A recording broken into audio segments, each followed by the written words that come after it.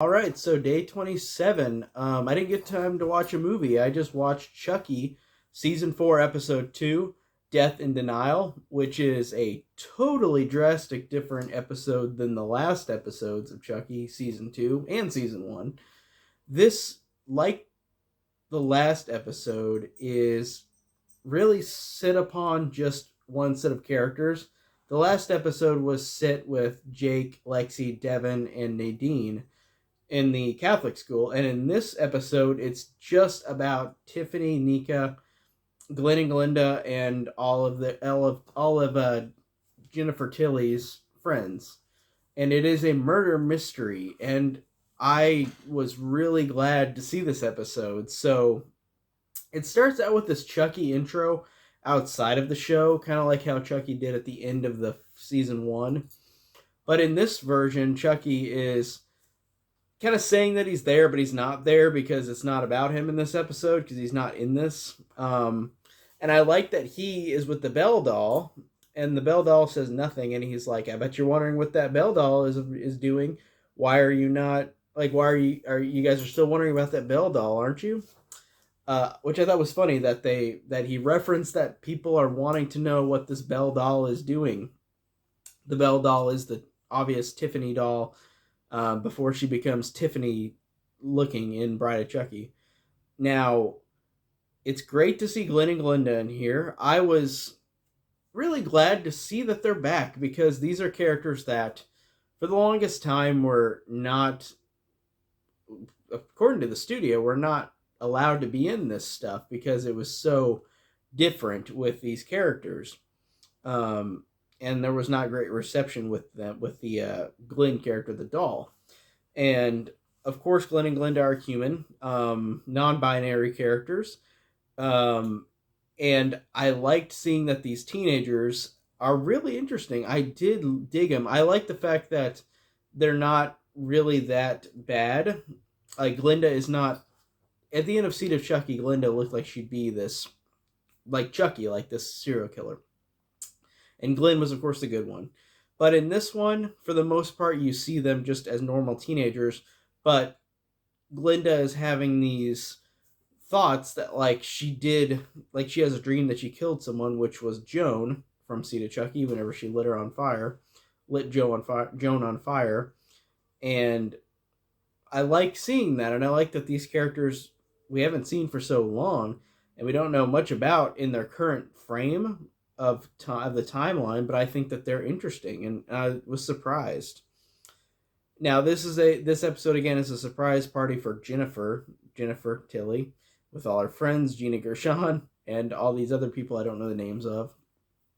And also Jennifer Tilly's sister, Meg Tilly, which adds to the weird meta-ness even more, where Meg Tilly is saying to Jennifer Tilly, who's really Tiffany, that you haven't talked to me in years, and you've been at home for a year, is what Glenn and Glinda said. Like, why are you hiding from everybody? Um, or no, it's 24 years, is what Meg Tilly said. Jennifer, you've been avoiding me for 24 years since we did that Chucky movie, which I think is hilarious. So I guess there is Chucky movies in this universe, more of them than just Chucky Goes Psycho, which was the one that was referenced in Seed of Chucky because they are making that movie in Seed of Chucky. Um, it's cool to see Gina Gershon too. I thought that was fun to see her back because I haven't seen her act in a while. Um, I like that they even copied the frame of Bound where they got their lips close together like they're gonna kiss, but they don't. I thought that was interesting that these characters, these actors in this show, it's so hard to say with air quotes because they're not really doing this, but it's in the show. Gina Gershon and Jennifer Tilly. Gina Gershon still has a thing for her, and I think that that's just funny meta humor to it.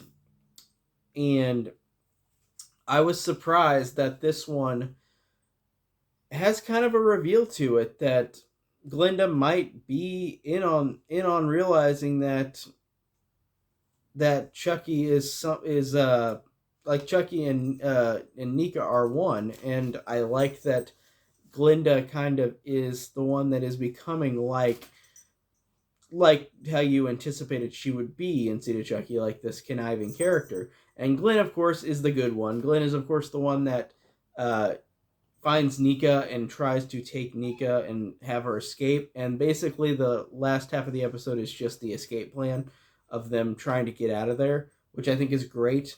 I really digged that. I liked that Glenn is a character that I thought worked in Seed of Chucky, and I thought here Glenn worked good. And I just liked that connection with Nika, that family, that not family connection, that just connection they have. I thought that was cool. And you see 3 months ago that Glenn and Glenda find Nika and realize what's going on. And I like that there's that story between the current story. And I like how Chucky as Nika sees Glenda and gets her to turn on Tiffany. I think that's cool, and just a cool way of resetting what you think Glenda was going to be after Seed of Chucky, but now she's going to become that. I think that's great, because you have this time between Seed of Chucky and now. Now, there was a big surprise and a really cool one and this is only the first surprise, that Nika as Chucky, whenever Chucky takes over Nika gets a gun arm and tries to shoot Jennifer Tilly. That was hilarious. Or shoot Tiffany. Tiffany. She's trying to shoot Tiffany. That's hilarious. And I love that that Nika escapes. And in the car, Glenn's there with her. But then, ta-da, it's Kyle, who survived the bomb from whatever episode season 1 was, where Kyle dies. I knew she didn't die. I knew Andy hasn't died yet either. They're going to bring him back.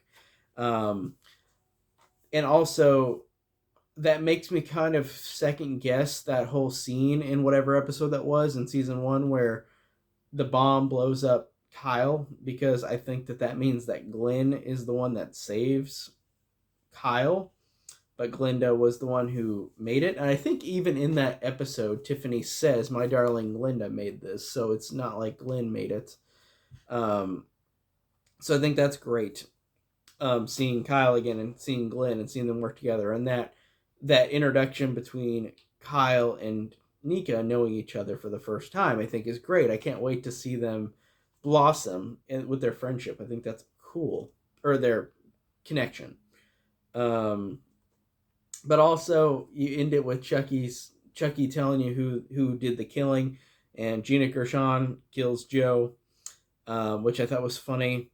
But then afterwards, you get this person named Liv Morgan, who's a wrestler, and I don't know anything about wrestling, so don't quote me on wrestling. I don't know anything about it. I didn't know who Liv Morgan was until this episode. But Liv Morgan is the one that appears at the end, because in real life she wanted to get killed by Chucky, and what do you know? Chucky kills her, and it is funny because Chucky kills her while saying fuck 10 times, because every episode of Chucky, you can only say the word fuck 10 times, and you can't say it anymore. So he just starts stabbing her and screaming, fuck, fuck, fuck. Like, that was really funny, and that was awesome. And showing blood splattering onto the Belle doll, which, again, you keep showing that Belle doll. It's like, who's it going to be? Like, I don't understand. Like, we've already got Tiffany, Jennifer Tilly. Maybe it's Alice, who they say died in Cult of Chucky. Maybe that's her. That might be a weird theory, but maybe that's her. But really, really dug this episode. I loved the new characters, the new interactions. I thought this was a great, totally different episode for the series. And it's really fun, really kooky, really interesting. And it just really solidifies how great this series is. I really loved episode 4. Can't wait for the rest of them. And I guess the next episode is going to be like, I'm assuming it's going to be the side with Jake, and then the side with Nika, and then Tiffany, and all those characters together, and not as opposed to one episode where it's just about Tiffany and Glenn and Glenda, and one where it's just about Jake and the kids. So I think they're going to mesh together, and their storylines will be interwoven soon. But I dig what they're doing. I really love this episode. Fantastic. Yeah, sorry I couldn't watch a movie today. I've just been busy. Work's been crazy. So another movie review tomorrow. That's it for today. See you guys later. Take care.